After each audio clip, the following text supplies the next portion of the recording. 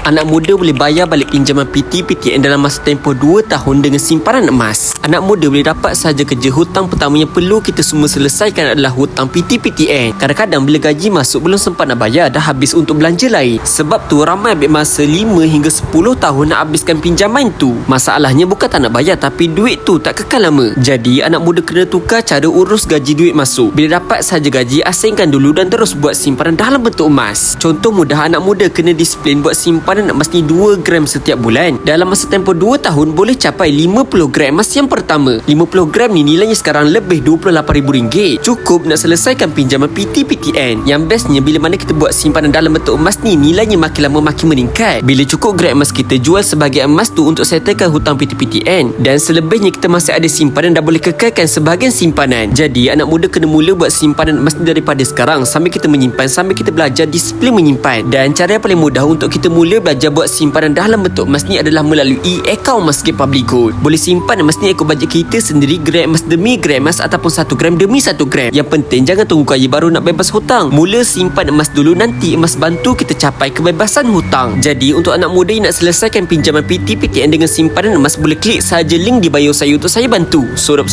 cek komen, jangan lupa follow.